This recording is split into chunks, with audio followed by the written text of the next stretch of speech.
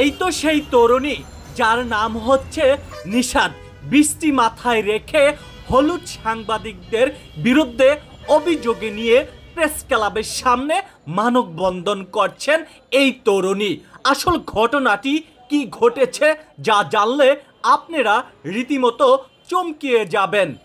আজকে আমরা যেমনটা দেখতে পাচ্ছি হলুদ সাংবাদিকতার বিষয়টি নিয়ে আপনার মুক্তি চাই, মানে এই বিষয়টা কি? আপনার যেমনটা প্রেস ক্লাবের সামনে ওরিয়ন কোম্পানি থেকে হলুদ সাংবাদিকতার মুক্তি, মানে বিষয়টা যদি একটু ক্লিয়ার করতেন।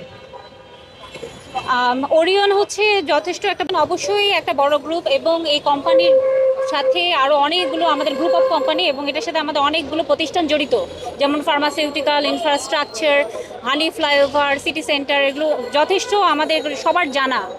কিন্তু গত কিছুদিন ধরে যে নিউজগুলো বারবারই চোখের সামনে আসছে সেটা কিন্তু কিছু কিছু, আমি সব জার্নালিজম বা সব চ্যানেলের আমি বলবো না, কিছু কিছু চ্যানেল আছে যারা প্রতিনিয়তই এই নিউজগুলো কিন্তু পুনরাবৃত্তি করে যাচ্ছে এবং এই নিউজগুলো যে করছে সেই তার জন্য কিন্তু তাদের কোনো তথ্য প্রমাণ এই ধরনের কিছুই নেই, কিন্তু তারা বারবারই এই ধরনের করছে। আমাদের দরজা খোলা ওরিয়নের, আমাদের সাথে কথা বলতে পারে বা সেটা আমাদের কাছ থেকে আমাদের মতবাদ শুনতে পারে বা এটার কি সলিউশন। কারণ এমন কোনো কোম্পানি নেই যে কোম্পানিতে লোন নেওয়া হয় না।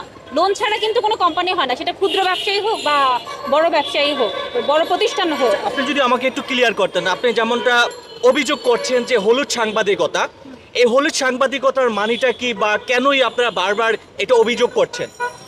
আমরা করছি হলুদ সাংবাদিকতার বিরুদ্ধে। বিশেষ করে আমি একটা ঘটনা 13ই সেপ্টেম্বর ইন্ডিপেন্ডেন্ট টেলিভিশনে প্রচারিত একটা প্রতিবেদন ওরিয়নের বিদ্যুৎ কেন্দ্রগুলো সম্পর্কে বিভ্রান্তিমূলক এবং মিথ্যা তথ্য কিন্তু প্রচার করে আসছে এবং তারা কিন্তু দাবি করে বিদ্যুৎ কেন্দ্র থেকে বিদ্যুৎ সরবরাহ না করে ওরিয়ন সরকারের কাছ থেকে অর্থ আত্মসাৎ করছে এবং বিদেশে পাচার করছে। এটা কিন্তু সম্পূর্ণ ভিত্তিহীন একটা নিউজ এবং ওরিয়ন এই অভিযোগগুলোকে কঠিনভাবে প্রত্যাখ্যান করছে। তাছাড়াও কিন্তু এটা কিন্তু তারা প্রচার করছে না যে বিপিডিপির চাহিদা মোতাবেক নিরবিচ্ছিন্নভাবে বিদ্যুৎ সরবরাহ করে আসছে এবং 16.9 বিলিয়ন কিলোওয়াট ঘন্টা বিদ্যুৎ জাতীয় গ্রিডে সরবরাহ করছে। কিন্তু আমরা কিন্তু যারা বাংলাদেশে অবশ্যই যারা বসবাস করছে তারা কিন্তু আমরা নিজেই প্রত্যক্ষদর্শী যে আগে কীরকম বিদ্যুৎ যেত আর এখন কীরকম আমাদের বিদ্যুতের যে বাজে সিচুয়েশনটা ছিল সেখান থেকে আমরা কীভাবে ওভারকাম করে আসছি। তো এইগুলো কিন্তু টোটালি একটা ষড়যন্ত্রমূলক। কারণ হচ্ছে বাংলাদেশে যে বড় বড় প্রতিষ্ঠানগুলো আছে বা যারা হচ্ছে দেশ জনগণের কল্যাণে যারা কাজ করে আসছে অবিরত, সেই প্রতিষ্ঠানগুলোকে কিন্তু আস্তে আস্তে এ ধরনের হলুদ সাংবাদিকতা, মানে যারা সাংবাদিকতার নামে নেগেটিভ কিছু নিউজ করছে নিজের স্বার্থ উদ্ধারের জন্য, নিজের ভিউ পাওয়ার জন্য, তাদের কারণে কিন্তু এই বড় বড় সম্পদ আমাদের জনগণের কল্যাণে যে আমরা সেবাটা পাচ্ছি সেটা কিন্তু সেখান থেকে কিন্তু আমরা ব্যাহত হব পরবর্তীতে। সেজন্য অবশ্যই নিউজ করবেন, কারণ সাংবাদিকতা বা সংবাদ ছাড়া আমরা কিন্তু কেউ চলতে পারবো না, এটাই স্বাভাবিক। কিন্তু সেটা যাতে ভালো ওয়েতে হয়, সুস্থ ওয়েতে হয়, আর আমাদের এই সুস্থ ধারাবাহিকতা বা আমাদের ভালো থাকা নিশ্চয়তার জন্যই কিন্তু আজকের এই বাংলাদেশ এবং আজকের এই স্বাধীনতা, বা আমরা সবাই বলছি আমরা স্বাধীন, আমরা স্বাধীন নাগরিক। এই স্বাধীন নাগরিকের যদি এই ধরনের যারা এই পেশায় থেকে যদি এই ধরনের নেগেটিভ নিউজ করে, এই ধরনের নিউজগুলো যদি জনগণের মাধ্যমে জনগণের কানে পৌঁছায় নেগেটিভ নিউজগুলো, সেক্ষেত্রে কিন্তু একটা প্রতিষ্ঠানের জন্য সেটা হুমকি স্বরূপ।